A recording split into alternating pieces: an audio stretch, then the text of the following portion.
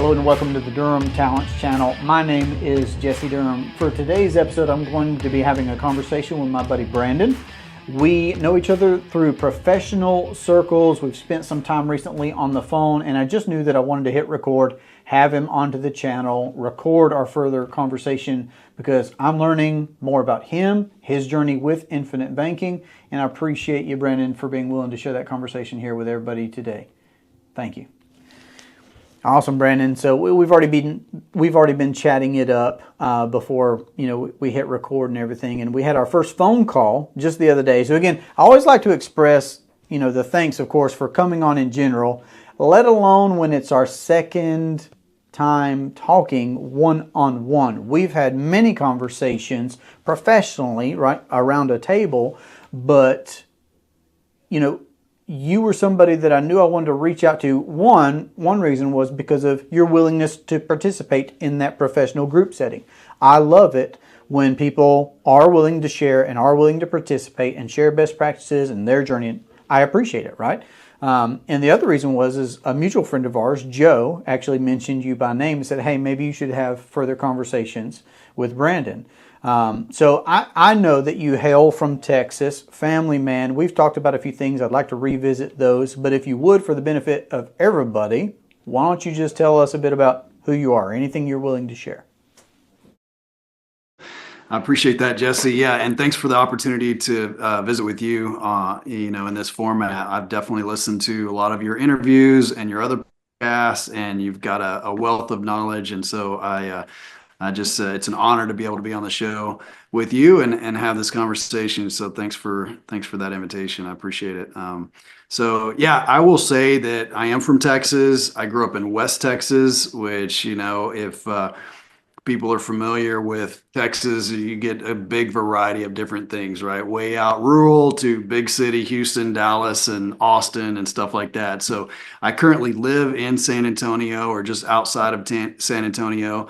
But growing up, I worked for anything that I had, basically. So as early as I was big enough to hold a shovel or press the gas pedal, man, I was working either in the cotton fields or hauling hay and stuff like that. So worked hard from an early age, and that was just basically growing up in a family that we didn't have a lot of extra, right? And so I had to work for things that I needed or things that I wanted, right? That was above and beyond. So I had a work ethic from an early age.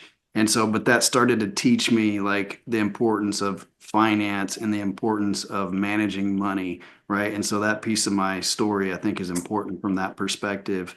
And so anyways, met my wife in college in San Angelo. She was around the San Antonio area, so that's how we ended up in the San Antonio area.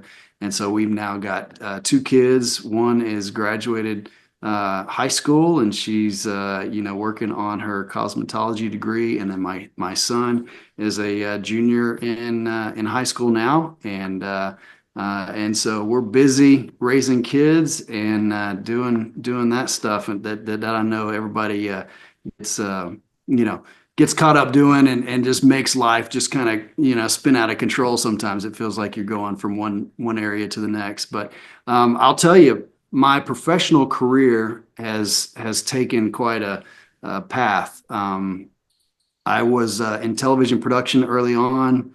I moved into pharmaceutical sales for like 15 years.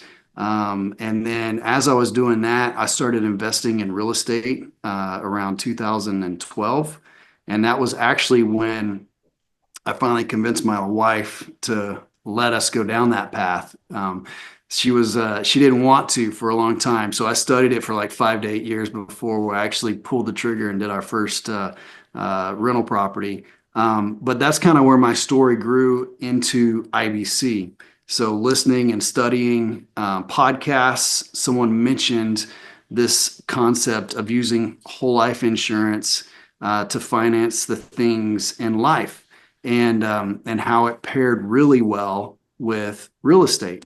And so I kept filing that in the back of my mind, and I needed to slow down to actually study it. And finally, I said, let's do that. And so once I dug deeper into that, I realized how valuable this tool was, and wished that I had learned about it earlier. And I was at a career shift in life because of my pharmaceutical career kind of came to an abrupt end. And all those things coming together as I was building my real estate portfolio, I still needed something to provide an income, in the short term as I was building the real estate portfolio up, right? And so that's when I transitioned to wanting to do this and actually help other people learn and implement IBC in their own life. So I'll stop there and let you kind of ask me some more questions, but that's kind of the high level of my story and my journey towards IBC. I love it. And I'm seeing in my mind, and I'm still learning who you are. You're still learning who I am. Again, this is our second direct conversation, which again is just so neat because we're hitting record.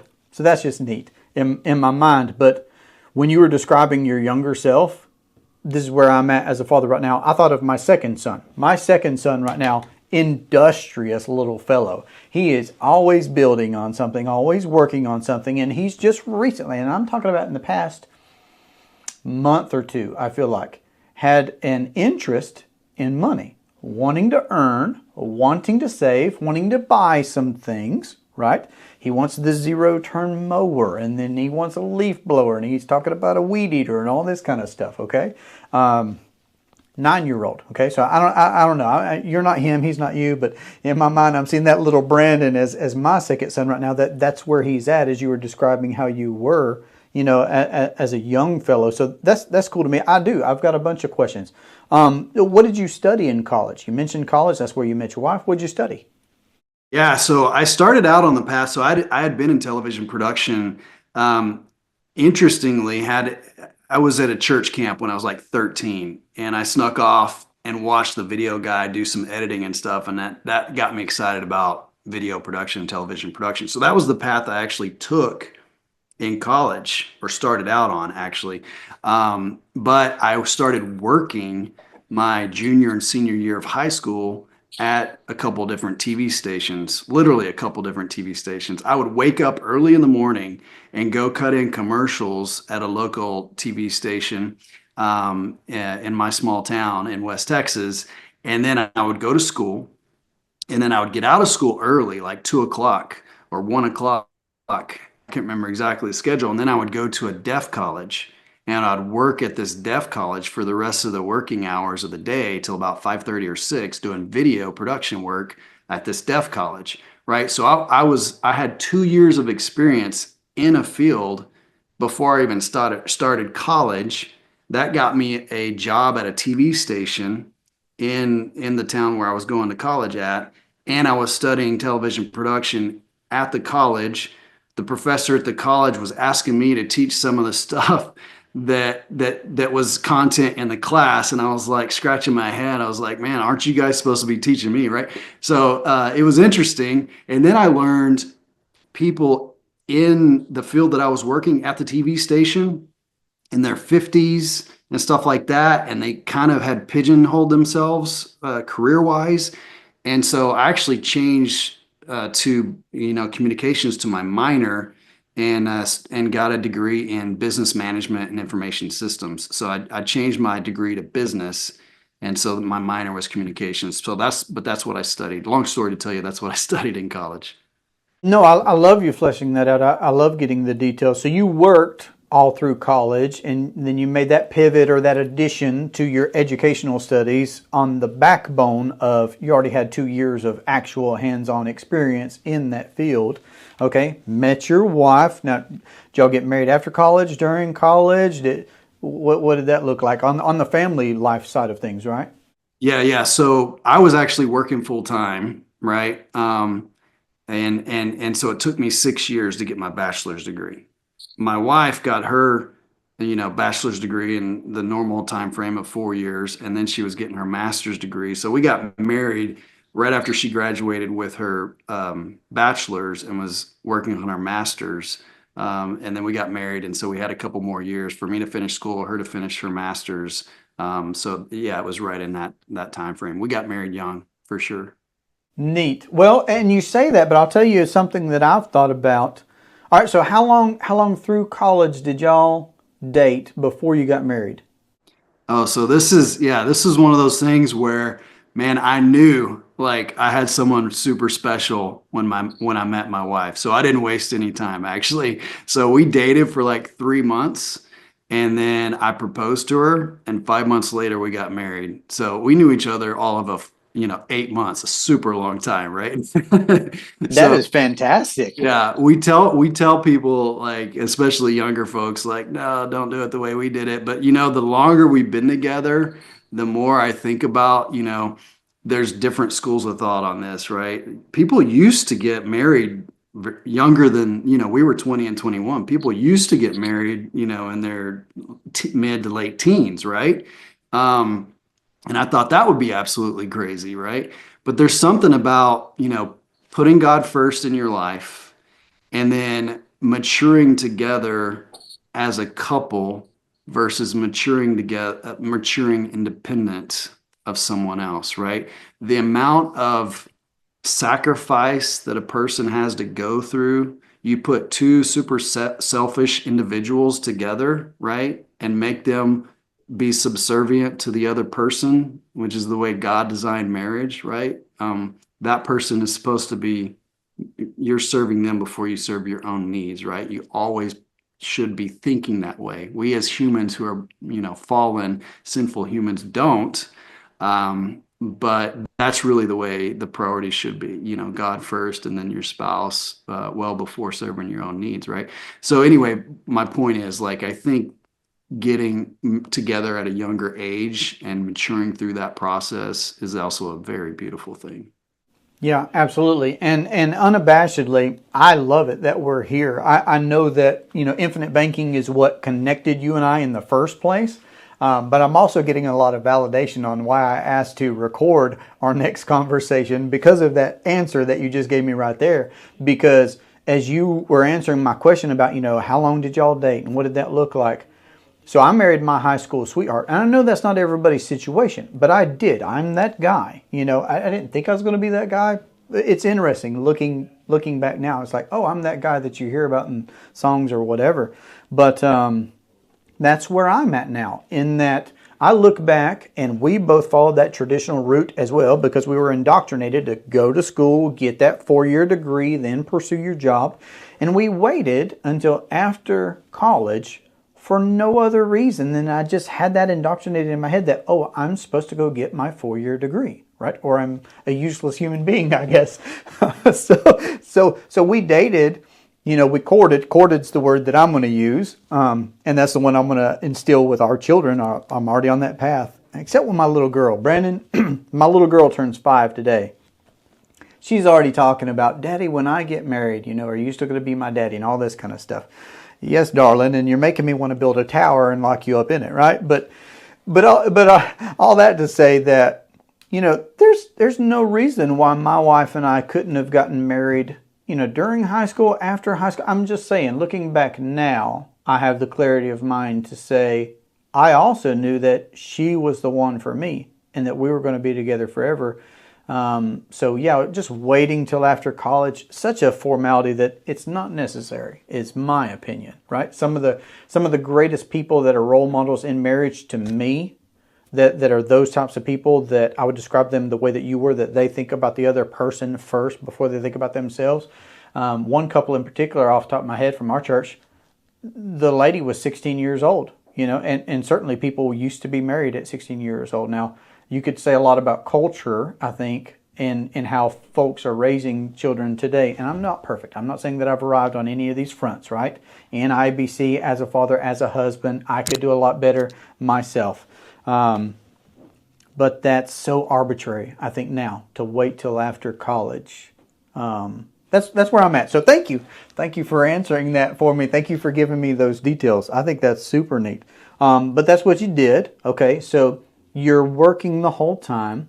Y'all get married. You finish up your school. So I guess describe for me the transition then. When did you move from doing TV and production and editing and that kind of stuff into, was it right into pharma sales? Yeah. So, you know, you look back and you're like, you can see the fingerprints of God, right, all over your story. And I certainly can, right? So, yeah, we were about to start a family, right? We waited a while. We waited like 9 years before we decided we're going to go ahead and have kids. And and I was at a point where I loved what I did in television production, and I was wanting to start my own video production business, but I did not want to move to New York or LA to take, it to the next level because my family was more important to me and I didn't want to work 60 hours a week plus, right? And that's what I had in my mind, what that looked like, and the few people that I came across in that field, the stories that I heard, that's what I felt like it would be like. And I just didn't feel like it was important. Plus, I didn't want to I think family roots are super important. And so staying close to family and being able for our kids to have relationships with, grandparents and great grandparents and all that stuff, super important to me. It supersedes careers in my mind. Um, and so I was in a Bible study, and this guy was like asking me about my career. And he had been asking me for a year or more before I even thought about, any changes. And he was in pharmaceutical sales as a manager, right?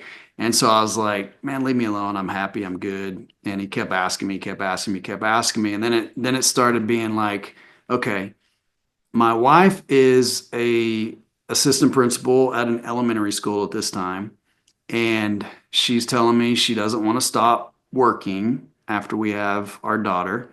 And I'm thinking, okay, that might change when she's holding that baby, right? And if I go start a video production business, and do a startup, like I'm going to be working like crazy, and my income's not going to be super high when I'm starting out. And so she's going to be forced to stay in her job if I took that path, right? And now I got this other guy telling me about pharmaceutical sales, and I'm like, if I took that path, I might be giving up a little bit on the video production, but I could still do that on hobbies and stuff like that just for fun, right? And so I thought that would afford her, if she did change her mind, to stay home for a period or whatever, right? That was the impetus for that change, right? And even before that, this gets into the finance. It's all finances, right? How to juggle all this stuff. We were exposed to Financial Peace University through the church. In fact, I gotten a lot of stuff that Dave Ramsey had taught and implemented it in our lives, and we had gotten rid of a bunch of debt. And so that also, those two things, me making a shift into pharmaceutical sales and me getting out of debt and having a tighter budget, was what afforded us the ability for my wife to stay home. And so fast forward, we had our daughter and we had interviewed a few nannies, and my wife was like up all night one night working on a budget, woke me up. She's like, he slept long enough. It's 5 a.m. I've been worrying about this all night. And I'd made the transition into pharmaceutical sales. And she said, I've been doing the budget. I can't figure out how I can't feel comfortable leaving our daughter with the nannies that we talk to. I just don't feel good about it. I want to stay home, but I can't figure out how to make the budget work. And I looked at it with her, and I said, there's one thing you're forgetting. I'm going to get quarterly bonuses with this job. Let's just pretend that I make, half or a quarter of what these bonuses are targeted to be, and see if we add those into our budget, would it work? And anyway, long story short, it did work. She stayed home for like 5 years. We had our daughter and then our son. And when our daughter went to kindergarten, she went back to work and everything. And so anyway, that's that piece of the story, but that's how I transitioned from television production into pharmaceutical sales. All right, thank you for letting me keep going with my notes right there. So I want to go back to a point that maybe you wouldn't think of, but waited 9 years to have children. All right. Again, we're going to get to infinite banking, Brandon. We're going to get to infinite banking, people. I'm curious about my buddy Brandon. All right. So before I tell you my experience, or maybe I should lead with my experience, but I don't want to. Why wait? Like what? I'm curious. Why did y'all talk about that? Was that intentional? Was that purposeful, or did it more or less happen that way? Would you say? How would you describe it? No, I think it was more about us just wanting to experience some independence as a couple before having kids. It was never that we didn't want to have kids, but we were enjoying the adventure of doing things together. You know, one of the big trips that we went on was my brother was military and he was stationed in Oahu. And we let him get moved in, and about a month later, we were like, "We're coming," you know. Right. And so stuff like that is what it was, man. We were just really, and we were around, you know, our peers at church, like they were all having babies and stuff like that, and we were like, man, I think we're going to get out of this group because I don't know what water y'all are drinking or whatever, but we're just not ready for that yet. So it was just a conscious choice to experience life together for a while before we decided to go ahead and start a family. And the fact that we got married at a younger age, maybe than most, you know, we did wait longer, you know. So we were, you know, just a few years older, maybe 5 years older than our peers before they started having kids, right? But we weren't, you know, past the point where it was, you know, too far. I mean, but anyway, that was our choice. You know, we just wanted to enjoy that time together before bringing kids into our lives. Okay. Awesome. All right. So thanks for answering that for me. It makes me terribly curious, and I feel like that's one of those subjects too, obviously, where people could feel one way or the other, or they could see one scenario versus the other, which is, you know, the one scenario you have kids as early as possible, and then you're at different generational ages, but you're still growing up together. I think that's always the case, but maybe more so the younger that you are, right? Whereas there's also this other scenario where you intentionally put it off for a time. And Lauren and I were the same way. We always knew we wanted to have a family. We wanted to have children. And we waited right at 7 years. And again, it wasn't a plan as far as how many years or anything like that from the time that we started.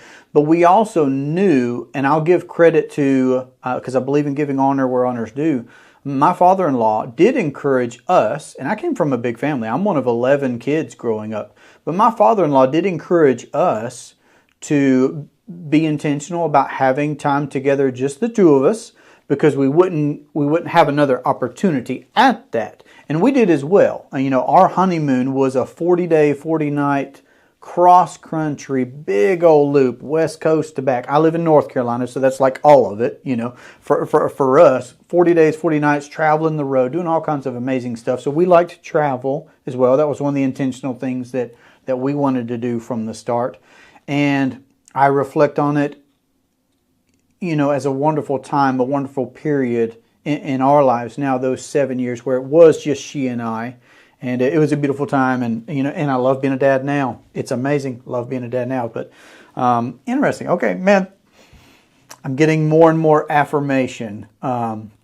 Not that I'm exactly trying to build an echo chamber around me. I love having, you know, controversial or conflicting or, you know, new perspectives in conversation. But, man, you're a neat fellow, Mr. Brandon, sir.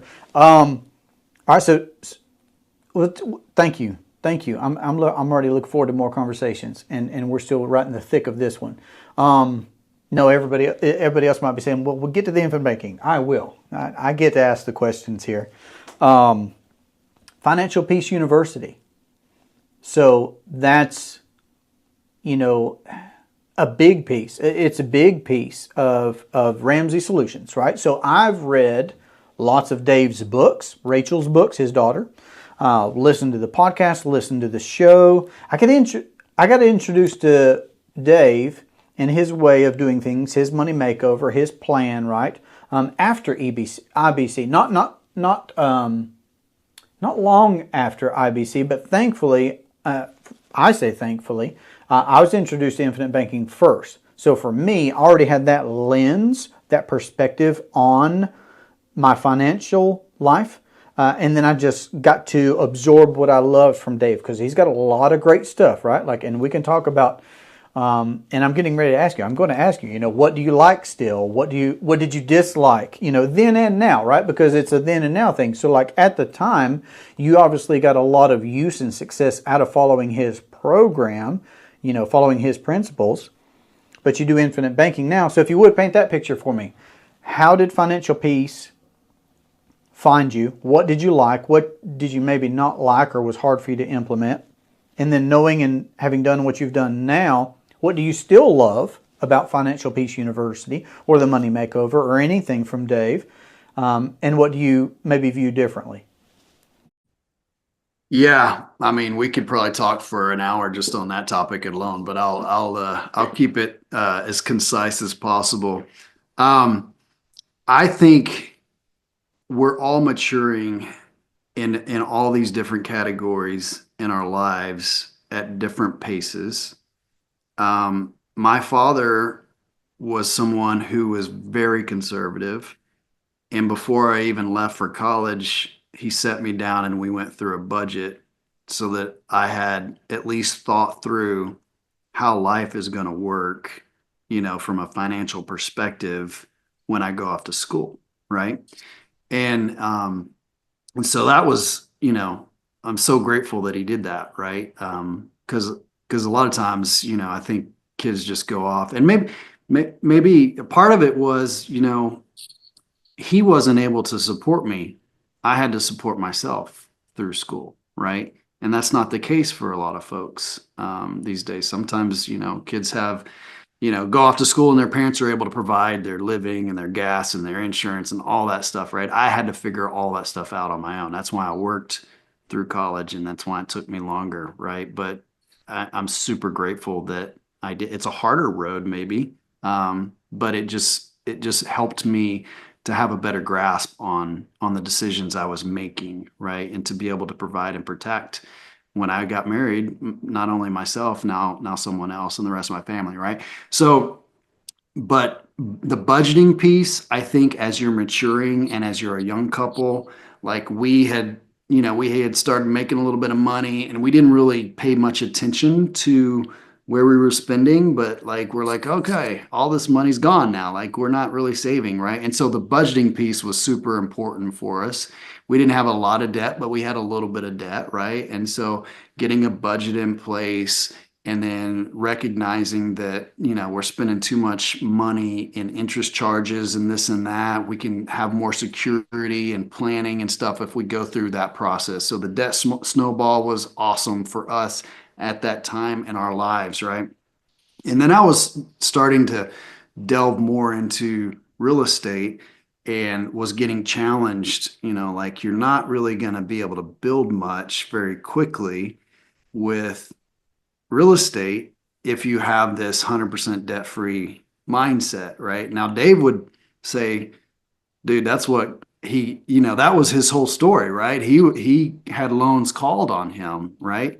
And so he was living through it a different way and at a different time. And I think the structure of the banks were different, operated different than they do today, right? And so that's part of his story, right? And so I can't argue that with him, but I became, my personal side lived by kind of the Dave Ramsey principles.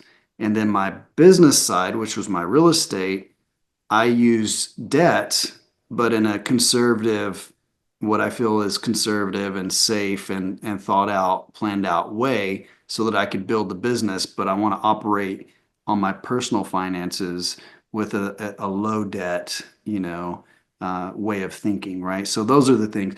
And then so I would disagree with him, holistically from that perspective. I think there's a line between those two to make it both work in what I've done and what I've been able to do in real estate.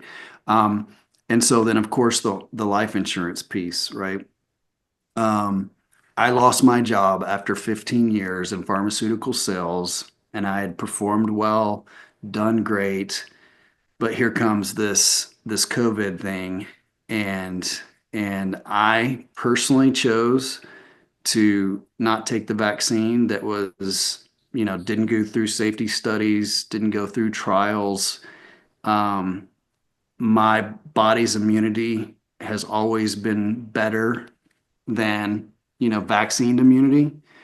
So in the human body that God created, it's always worked that way. Why would it be different now? So I at least wanted to know there was safety. And I also knew that if you're exposed to something, your own immunity has always performed better than vaccine immunity, right? So I made a conscious choice for me and my family, not telling other people what is right or wrong for them, but that was my choice. And my company chose to terminate my role because I had that position, even though I filled in the paperwork and asked for accommodations that they said was there and available. They didn't allow that for me, right? So I was thrown a major curveball, right? And the point in me telling you this story now is that had I understood whole life insurance, not from Dave's lens, but from the lens that you and I understand it from now, I probably wouldn't have set up term policies way back when I was younger, healthier. It would have been less expensive. And what I would have had cash value built up at that point to where that whole transition in my life would have been way less stressful for me and my family, right? Luckily, I had passive income from real estate, and it was that was a lifesaver for me. But that would have been an even bigger, life preserver for us and our family at that time. So those are the things I disagree with. I disagree with the whole life perspective that he has, and I don't think he's ill-intentioned on it, but I think maybe he's ill-informed on it, or he hasn't fully looked at it or considered it, right? So that's where I am at on FPU. I believe that must be the case as well. On the last part about Dave's understanding is, I've got no reason to suspect a lack of integrity, maybe a lack of willingness to look at what is possible, obviously, because it just is what it is. What we know about the product of IBC, the product of whole life insurance using the process of IBC, the infinite banking concept, for sure. Okay, so neat. I'll say this on the topic that you brought up, and I love it that you just jumped right into it. I could agree with you right out of the gate about we're fearfully and wonderfully made, right? There's that. And also that, our bodies function in a way to take care of us in a wonderful way. But at the end of the day, for me, it's, you're trying to mandate something? No, I mean, just, hopefully that's not too much pride coming out of me, because pride could be a problem. But I'd rather say it's the autonomy and it's the independence in me that says, oh, you're gonna say I have to? No, thank you. No, thank you. So that's what I'll say about that. That's my point on it right there, is the autonomy and the independence to be able to make that choice for myself, and you for yourself, and I'll respect that. Absolutely. But there's that. So cool. And I think I shared this to you when we were talking the other day, that I had a similar experience as far as I was in a different space. I was in the travel industry right up until 2020. And so Lauren and I just personally implemented infinite banking as consumers for 4 or 5 years or whatever, because I saw infinite banking in 2015 and we used it to pay off debt. So we did a debt snowball because, like I said, we were introduced to infinite banking first. But the place that we built our capital for the debt snowball, paying off our student loans, we had student loans, we had the family car, right? We had credit cards. So the place that we did the debt snowball from was a system of two. It would have been 2 policies at that point, 2, then going on 3 policies. We own more than that now. But so we loved that. We appreciated that. The debt snowball, right? We can appreciate having an emergency fund. There's so many valuable things that Dave expresses in his books and his podcasts. I mean, really, one of the biggest, and maybe even the only one, difference is going to be around whole life insurance and infinite banking. But we experienced that drastic change. It was I'd been in travel for 5 years, I guess. my own business, private contractor, and then bam, travel's shut down because of 2020. Private company goes bankrupt. There goes my contract, right? But thankfully we had at least been implementing infinite banking in that time, and it was a transition for us as well to be able to help folks professionally now since then. So I guess tell me a bit. So no, I wanted to go back to this.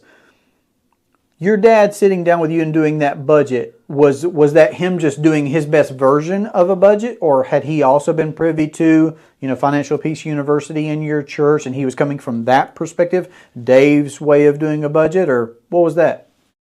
That was all on his own. Yeah, Oh, no, he didn't. We weren't exposed to that. I don't know when Dave started his thing. This would have been back in 95 time frame.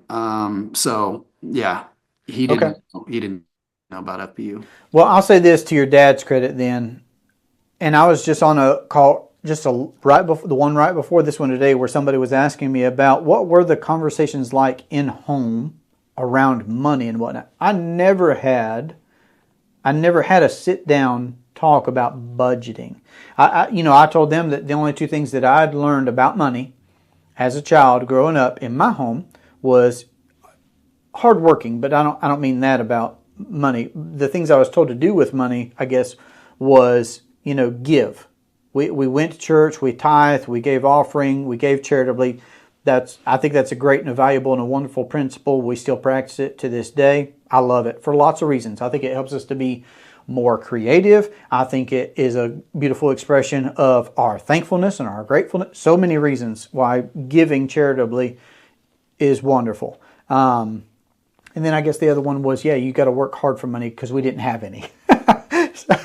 So I love that your dad sat down with you and did the budget talk, because that's one way to impart, right? Because like you said, there are folks out there who are already positioned to help pay for college, or maybe even go beyond the tuition and help you out with the gas money and the groceries and that kind of stuff. But knowledge is, that's the gift that keeps giving. So, you and I are obviously at a different point now in the kind of knowledge that we can share with our own families, our own children, and then of course other individuals. So I guess I just want to give some kudos to your dad for having the sit down and intentionally having a conversation about money.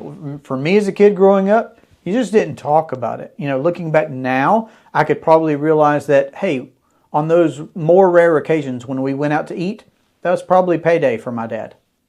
Working in a factory, blue collar, right? That was probably payday. At the time, I didn't know. I was just happy we were going, right?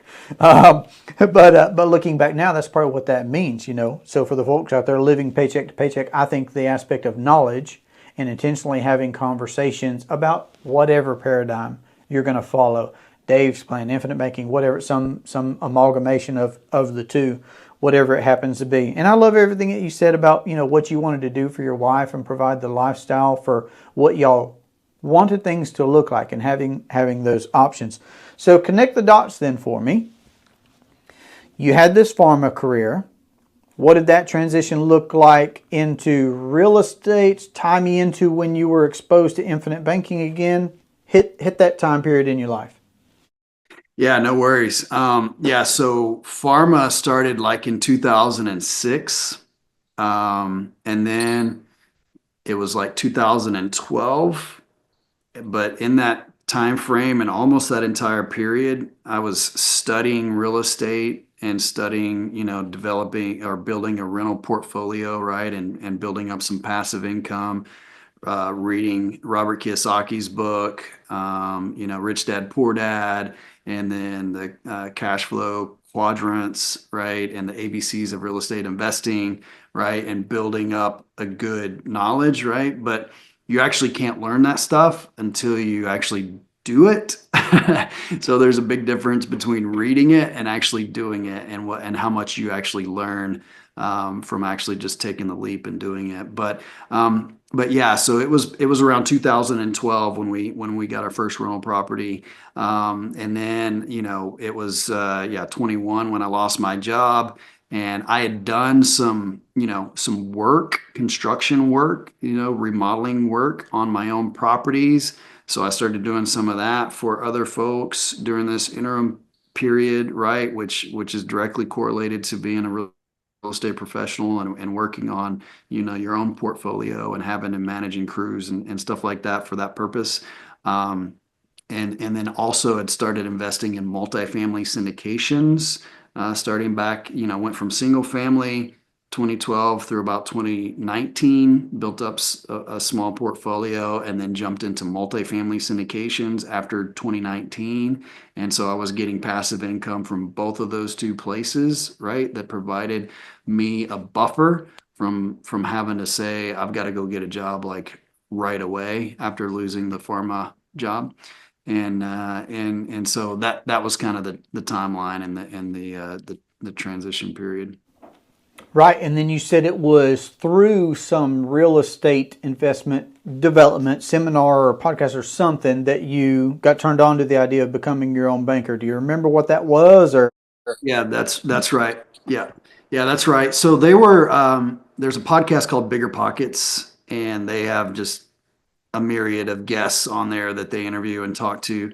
And I can't remember who it was or exactly what they said. I don't even think they said infinite banking concept. I think they talked the language they were using more like whole life insurance, not for the death benefit, but for the living benefit, and the value in that. And so that's what stuck in my head. And I kept saying, I was living day to day trying to figure out like what can I do to make some income and replace, the pharmaceutical Mhm. sales income that I had, you know, so that I could then also continue to focus on building real estate, but I had to have some more, just day to day pay the bills income as well.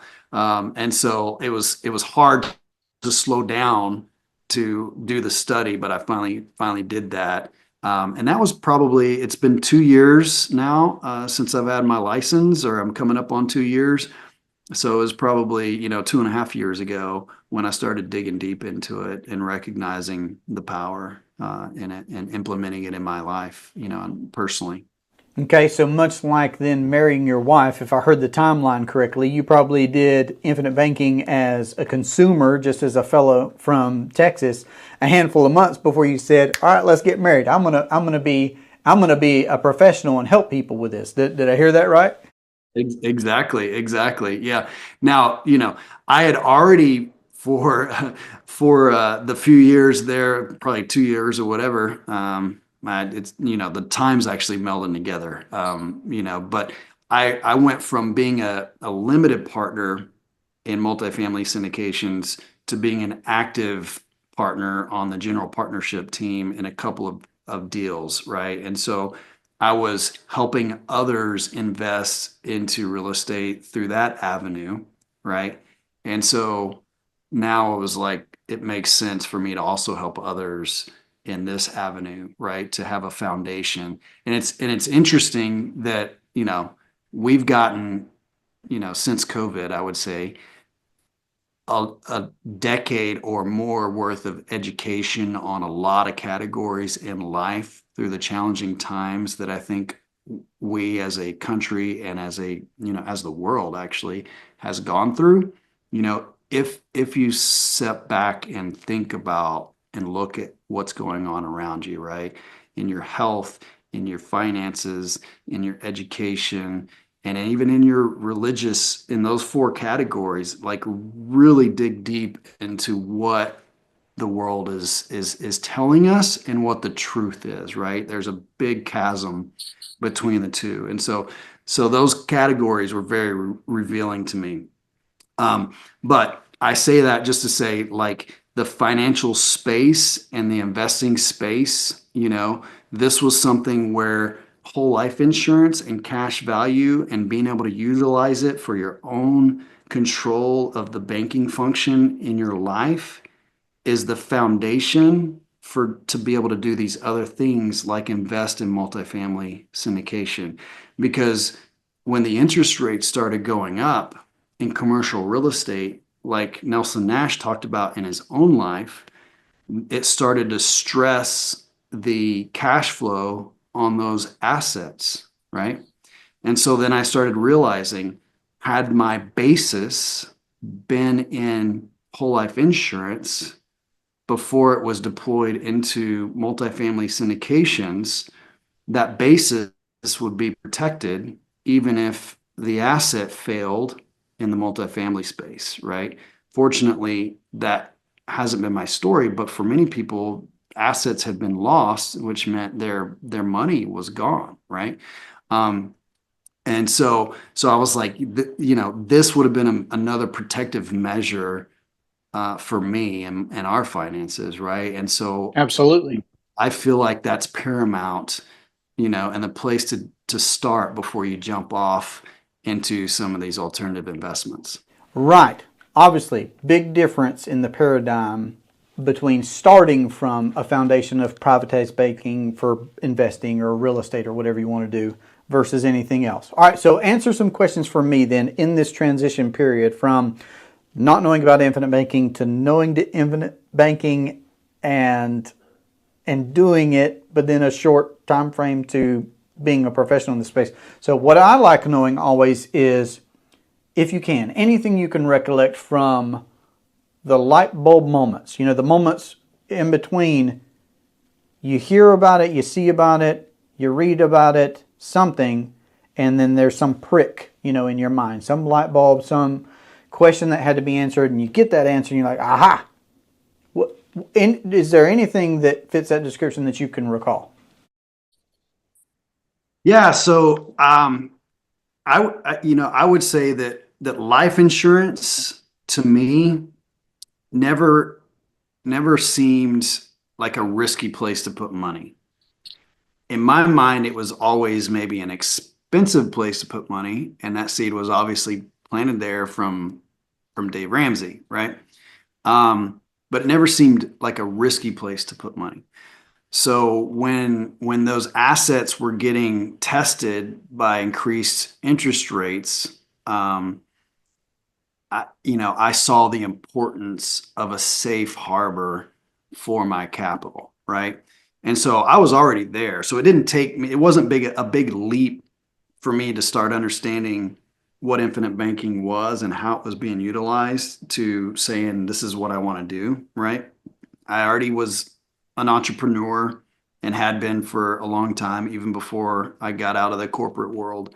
Um, and so it just made sense to me. I don't know that there was one major click, right? I downloaded the Becoming Your Own Banker on Audible and started listening to it while I was waiting for my hard copy to come in, and I started studying that like really close, and then I started just looking obviously online to see what people were talking about. So as I was driving from appointment to appointment, I was hearing it in my mind and I was getting refreshed what it was over and over and over again. But I don't know that there was one major thing that clicked in my mind, other than I started seeing a case use. And I know this might be where you're going to ask me next, but in my real estate portfolio, you have your taxes and your insurance, right?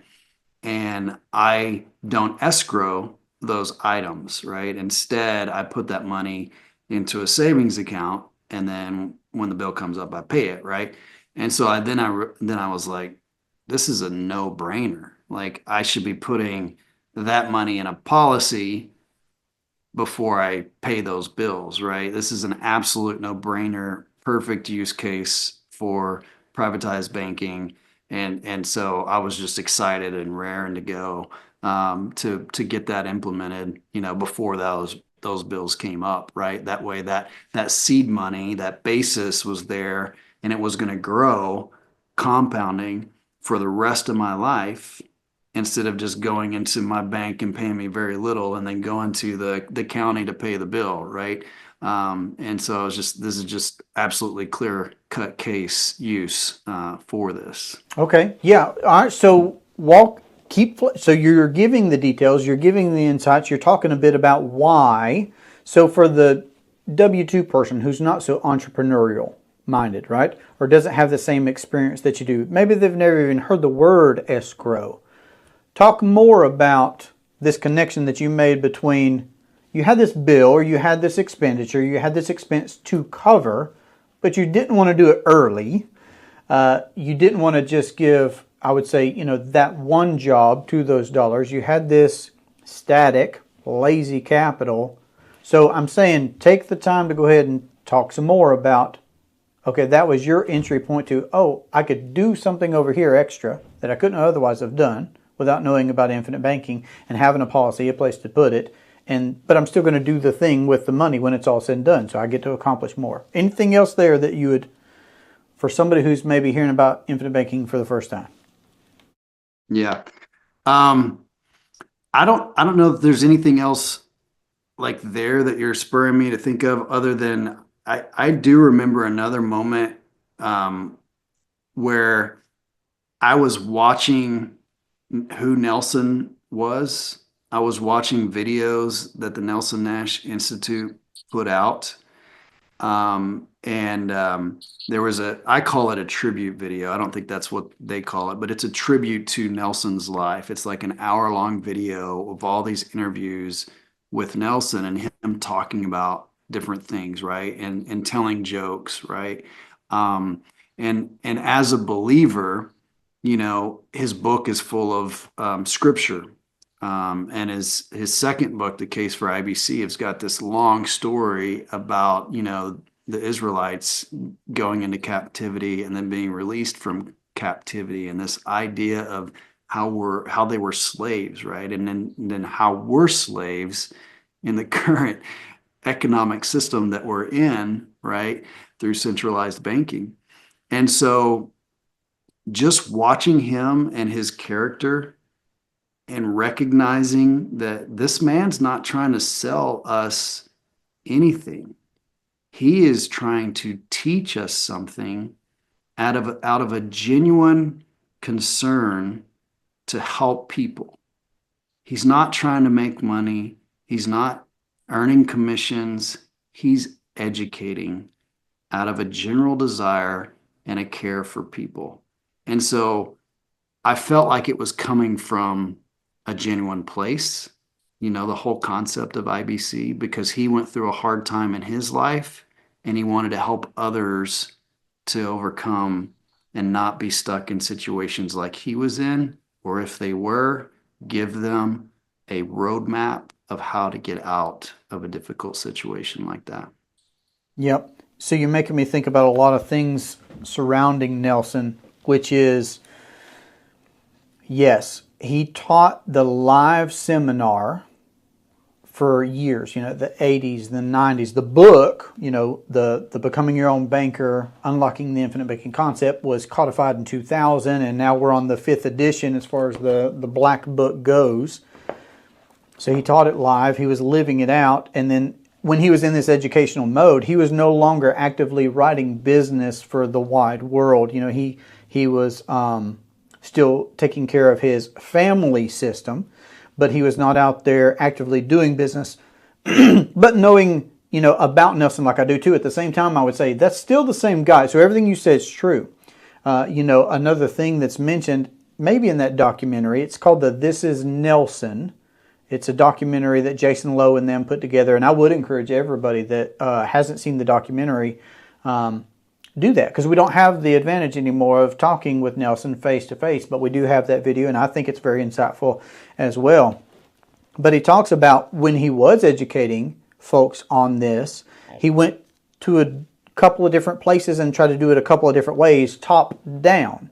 And one was a college, and he got to the point to where the college was basically asking him, well, how much will you pay us if we let you teach this concept? And he's saying, you should be paying me for me to teach. So while everything that you said is very true, he was an educator, he was a teacher, he was also a capitalist, he was of the Austrian school of thought too. And, and Scripture says the workman's worthy of his hire. There's also that, people are due for the value that they bring.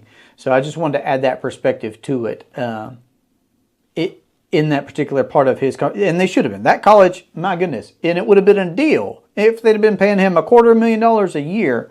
My goodness. But what it helped him figure out too, though, was that a top-down approach is not the way to do it. but a grassroots approach from the bottom up to where folks like you in your life and me in my life, I never personally met Nelson. And yet here I am today actively building a private family banking system for the Durham clan, right? Whereas you've done the same thing for your family, and now we're helping people out professionally and having this conversation. So it's just terribly interesting to me. And just because we've covered the ground that we have, say between the Dave Ramseys of the world and the Nelsons of the world, both those stories have been brought up here. Something that I think's neat that gives some perspective, and I'm not passing judgment here. I'm just saying these guys have put their stories out there, both Dave and Nelson. And we get to hear about what that looked like, what they did after the fact of the dilemma, okay? And Dave did what he did. And I wouldn't wish, bankruptcy, like he says, I wouldn't wish bankruptcy or divorce or anything like that on anybody. But Nelson had his own hardship that he experienced as well. And not his own, but he ended up having to pay out, not having to, but he did it, the portion that was a partner on a particular real estate deal on top of his own. So here he is, just hemorrhaging out money in that bad real estate deal. But his solution was, well, I'll become my own banker. That was his revelation, was all these things came together, of course, and he realized, well, my way out of this isn't necessarily, to declare bankruptcy or to default or anything else, but I can access capital in these private assets that I have. And now moving forward, I'm going to grow this. I'm going to scale this. I'm going to actually bank with these things and not just own them as assets, meaning the whole life policies. So I don't know, you're giving me, I'm having just these bursts of so many thoughts because of what you're sharing right there, and it's really interesting to me. All right, so no stark light bulb moments when you discover infinite banking. You just hear living benefits and you're on board. And so were there any questions that you had to get answered? Was there anything that you had to do between learning, vetting, being exposed to the concept, and writing a check? As James Nethery, he says it's all conversation until somebody writes a check. Was there anything that you would share with a first-time listener or somebody who's vetting the concept for themselves that you needed to do between learning about it and then starting it?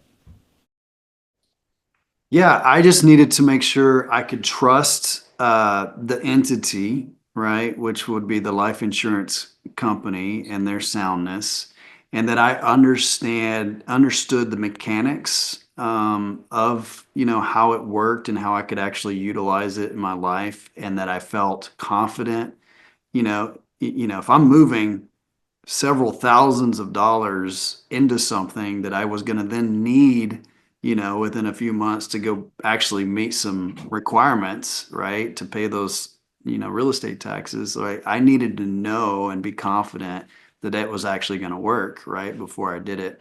And really all of that came through just, talking to my agent, researching the insurance company, and studying Nelson's book and listening to it and reading it and highlighting things and making sure I had a good grasp of what I was getting myself into before I made the decision. And so I think that's super important, right? Trust is important, but, the individual, Nelson talks about it, needs to have the desire, and they need to have the understanding as well, right? They can't just say, hey, Brandon, or hey, Jesse, I trust them and they're going to show me how to do this. I'm going to just go ahead and trust them and sign up for it. Maybe I don't know it, very well. Maybe you don't know it. I don't think you and I would say we understand all the intricate details, 100%. We're always, learning new ways that we can utilize this tool. But you need to have a good understanding of the mechanics and how it works and the cost and, the trajectory of things, so to speak, right? And once you have that, a good solid foundation, then I think you can move forward. Awesome. So I heard 3 factors: agent, the book, and the insurance company. I love that. Okay, so I would say that it's very important who you work with. You probably feel more strongly, I'm assuming, you can tell me, that you probably even feel more strongly about that now than when you got started because you do know more. it matters, and you've entered the realm, right? Like you're in the ring. You're the professional now. So of course I say of course, but you speak for yourself. But yes, somebody should be comfortable with who they're working with. And I would say right out of the gate that your professional that you're choosing should certainly have personally implemented this concept into their personal lives and not just be in the position. And again, I'm a capitalist as well. The workman's worthy of his hire. Business makes the world go round. But I want to work with somebody, and fortunately I did. That person had implemented the concept in their personal life. They weren't just fulfilling the role. And again, I don't mean that disparagingly, but they weren't just fulfilling the role of being a professional in the insurance space. You know? So, okay, so agent, I got you. Book, I got you. I definitely think that everybody should read Becoming Your Own Banker. Nelson's second book that you were referring to earlier, Building Your Warehouse of Wealth. The Case for IBC. Oh, so you mentioned it as well, but you also talked about the, the Exodus story that's mentioned in Building Your Warehouse of Wealth. That's what I was alluding to. All of them. Yeah, I've read all of those. Love all of those. They should be mentioned more probably, but people could do that is what I'm saying, right? People can read those books for themselves. They don't just have to go off of our conversation here. So they should have conversations with their agent. They should read the book, the source material for themselves. Here's what I want to know. What did you do to vet or to learn more about the insurance company or companies? That was, me going online and looking at various resources to see what the ratings were for, the financial ratings. There's, I think, 2 or 3 agencies that do ratings for the financial sector, and insurance companies are a part of that, right? And so that was one piece, as well as looking at, third party folks that have also done their own due diligence on it and kind of stack ranked and kind of did side by side comparisons of different insurance companies. I will say though, for the most part, right, these companies are solid, right? They're independent of the mainstream financial world, meaning like Wall Street and advisors for mutual funds and that sort of thing. So they're making an independent contract. They're not backed by the government. It's a direct business to individual, contract that we're making with the insurance companies, right? Obviously there's regulations and things that have to be, they have to abide by, right? But it's just that contract holds a lot of weight from that perspective, and the history, right? The history of the insurance industry, being that it was in place for a couple hundred years, well before the tax code was implemented, right? All those factors, right? So just having that solid foundation and that solid footing, but those were some of the resources that I was looking at, right? That helped me understand. And so I guess my point here too is, don't get bogged down and like there's only one perfect company that I gotta pick, right? Like there's solid companies. Make sure they have the right requirements there, and your insurance your insurance agent, and talking to a few different folks and studying Becoming Your Own Banker can help you know what to look for. But you're going to be in good place. Don't get analytical to the point where you don't make a good choice and get something in place for you and your family. Absolutely. And I personally own policies from multiple companies, and every company has their characteristics, right? Their attributes. But again, if they meet, for me, and this is what Nelson says in the book, if they're 100-year-old company and they've paid consecutive dividends without missing a single year for at least 100 years, and they're a top, A-rated type of company, and they will be. These companies are not hiding under rocks. We know who they are. And there are even companies that are favorable towards infinite banking. They're not hiding under rocks either. Then you get to implement the concept in an optimal way, for sure. So, all right, beautiful. I love it.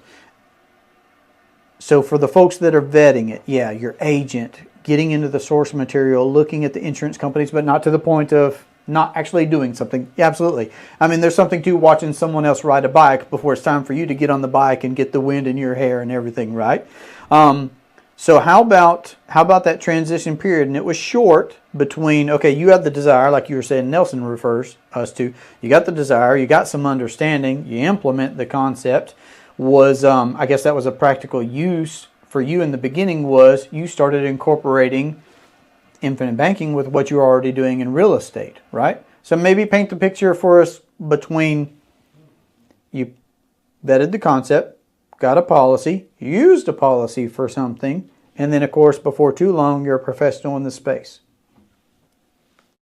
Yeah, I mean, it wasn't a long, disconnect between, recognizing like, this is something that I'm passionate about, right? How many times do you hear people getting told, hey, figure out what you're passionate about and go do that, right? Well, if you're 18 years old and you just graduated high school, how the heck are you going to know what you're passionate about unless you've experienced it, right? Unless you've done it, right? But combine something you're passionate about with something that you're skilled at, right? And I had already spent since 2012, and then 5 to 8 years before that studying real estate and investing. And then I was exposed to understanding finance at an early age in high school, right? So this has been a finance and money management and cash flow has been kind of like a passion of mine since I was before I graduated high school, right? And so this just made sense. Here I was like at a cross point in my career professionally, right? And I feel like God was putting all these pieces of my story and the puzzle together to say, like this truly does help people and you're good at it. You understand it. You've studied it for maybe not infinite banking for all that period of time, but you've studied money and how money works and how to use it to your benefit for, since you were 15, 16 years old, right? So it wasn't a big disconnect to put all those pieces together and recognize that, yeah, this is something that I'm excited about, that I want to help other people implement in their own life. I love it. I love it. Well, I know that, this for me is a groundwork, right? For conversations that we can have in the future. Is my hope. Or it's an open invitation. At the same time, it's my hope. It's an open invitation. This is a groundwork. I like doing things this way on my channel here. Is Jesus told stories. I think people's stories, they're unique, they're interesting, they connect with people, they're helpful to people to get different perspectives, right? So I guess I want to give some time to you for anything that you would like to cover, any best practices you would like to share, any encouragement you would like to give to anybody. And then for sure, before we wrap up, I'm going to get, your contact information. And then I've actually got a string of rapid fire questions that I want to be able to run by you that I think are going to be fun. But let me just give you the mic, so to speak. Is there anything that you'd like to share with folks, no matter where they're at in their journey, right? They're already a client, they're already practicing the concept, or they're vetting the concept like you and I were when we got started. Just anything that you'd like to cover. I want to give you the floor. Yeah. I would say that this is just such a powerful tool. And I honestly believe, sincerely believe, that it can be utilized in every person's life, right?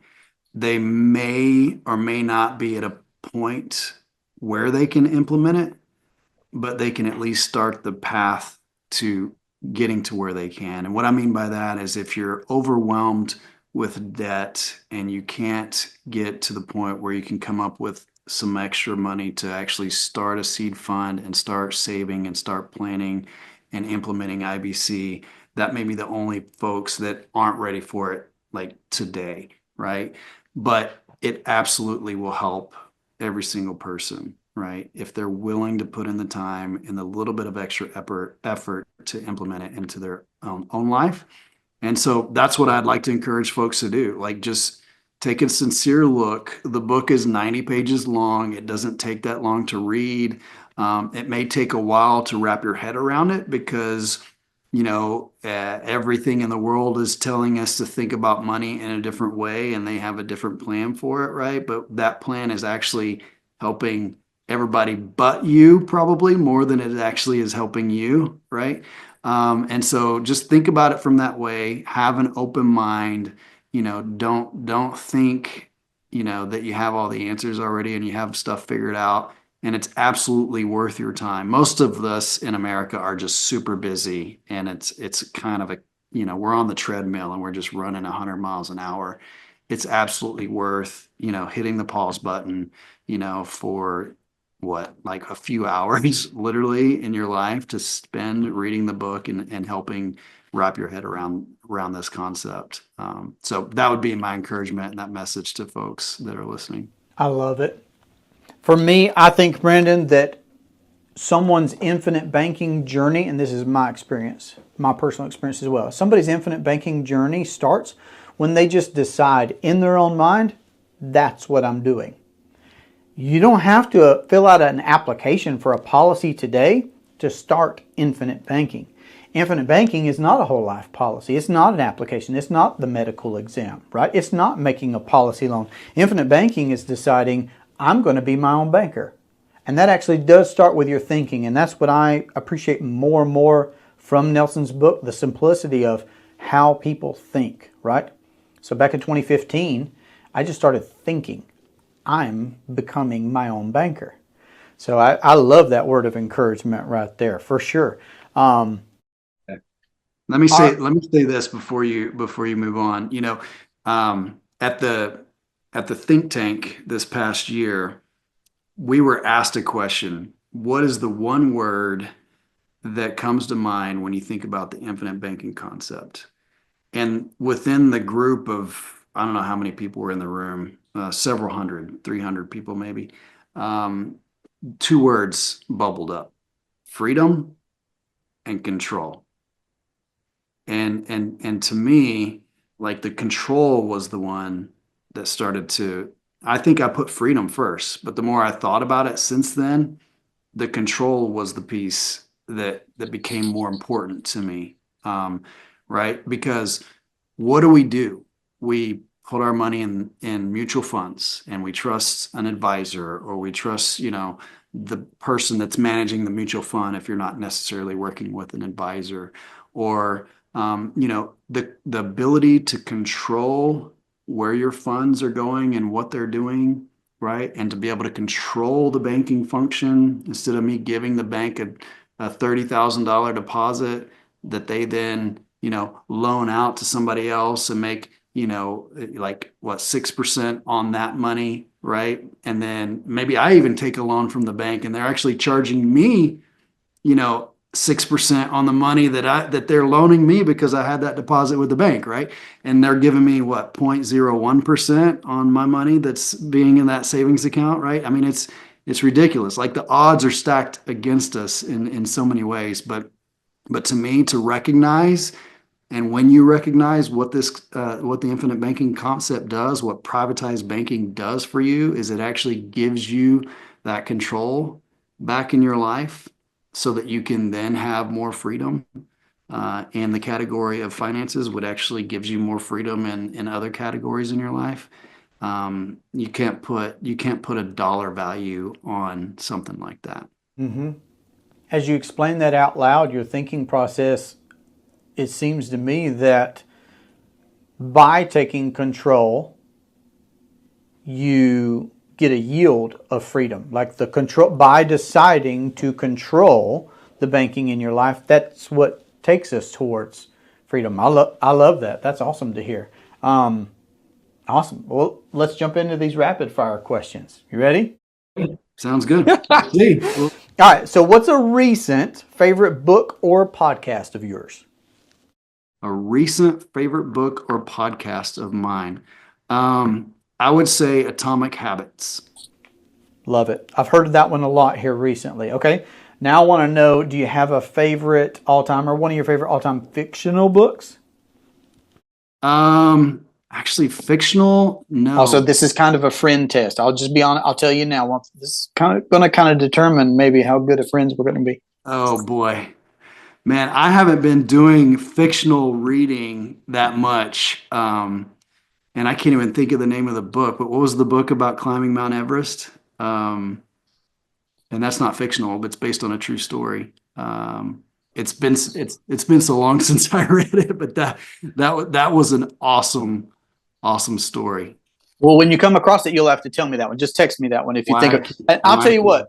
in 2015, the year that I started working for myself and got into business and whatnot, it was the same year that I saw Infinite Banking.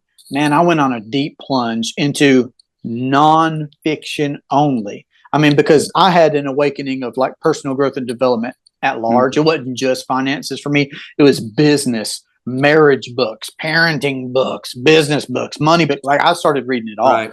Right. And I've loved non fiction from a child school, college, kind of took that time and love away from me. And I didn't appreciate that.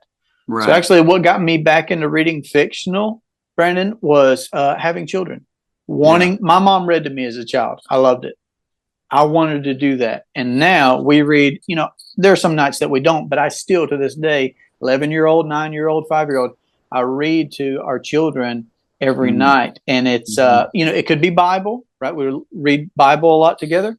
But we read some real life stories as well, But fictional time together reading to the kids. I would encourage people in that direction. Okay. All right. So text me that one. One of your favorite all-time quotes or sayings. I would say, Warren Buffett's saying of, when people are greedy, be fearful. And when people are fearful, be greedy. That I wouldn't say that maybe that's an all-time one, but as of late, that's definitely one of my favorites. There's this thing as a boom bust cycle, right? It's good to be well capitalized when the timing's right. Yes, sir. I love it. Okay. Is there a bad habit that you've ever broken? A bad habit that I've ever broken. I'm not 100% on this, but, not taking my phone to bed with me to where I'm like looking at that screen right before I go to sleep, right? Like that's one thing that I'm like, that phone doesn't even, like I use an old school alarm clock, right? Like I had mine break on me like a few months ago and I had to go order a new one, right? So I could replace it because I was not going to use my phone. I actually turned my phone off.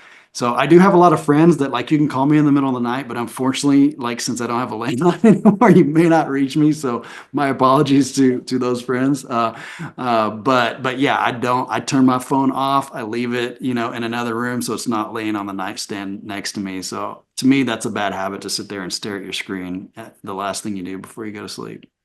I'm with you. I love it. Yeah, but we got to take Brandon off of our emergency list to call in the middle of the night. He's not helping us with our flat tire at 2 a.m. Yeah, maybe I need to get a pager or something. People don't know, Brandon. People don't know. Tell us about one of the most impactful people in your life, past or present. I would say that my wife's grandfather. Yeah, he was a very, just loving and I would say assertive man. He thought similar to, the way I think and the way you think in regards to placing money into real tangible items. Like his thing was buying land, right? And so he purchased land and that was his way of savings and stuff. But he was just a godly character and a godly man, right? And he was more interested in who you were, what your character was, and where you were developing, right? Than he was trying to tell you how you were living or weren't living right. You know what I mean? He was just a model of that and taking an interest in me. So he's one of the guys that I looked up to. That's beautiful that it was your wife's grandfather. All right, so that leads me to another rapid fire question. Then I'm just going to piggyback off of it because if somebody said about me, Jesse's was loving and assertive, I'm not upset about that. That's awesome. So what value, what characteristic do you maybe appreciate most in a person? Authenticity. Love it. Sunrise or sunset? Sunrise. Beach or mountains? That's a tough one. I love both, but I think I'd have to give it to the mountains. Awesome. Most interesting place you've ever visited? Greece. I need to get there. That's what I'm talking about. Corfu, Greece, island of Greece, one of the islands. Amazing. Okay. Yeah. Okay. Yeah. All right. I need to get to that part of the world. All right. And then I got this question from my boys. I think it's always fun. Would you rather be able to breathe underwater or fly?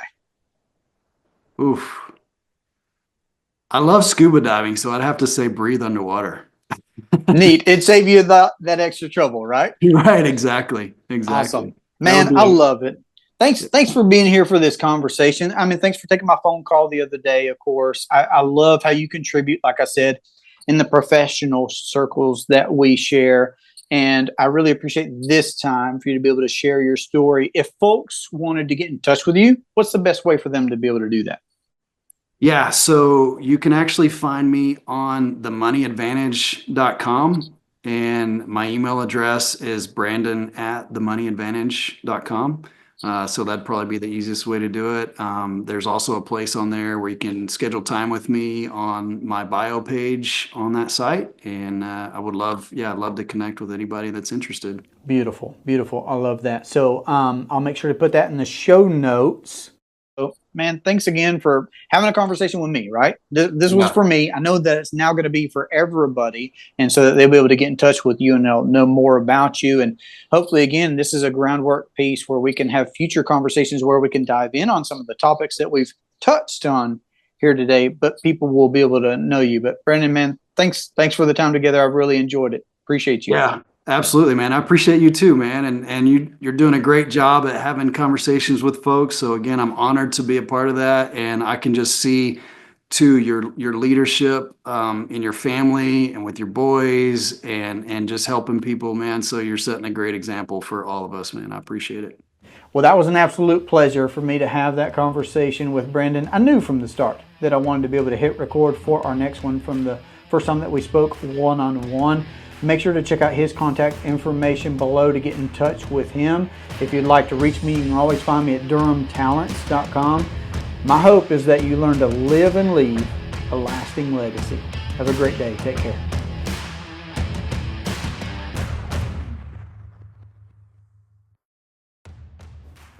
Let me put a pin in it. What is it, Jadu?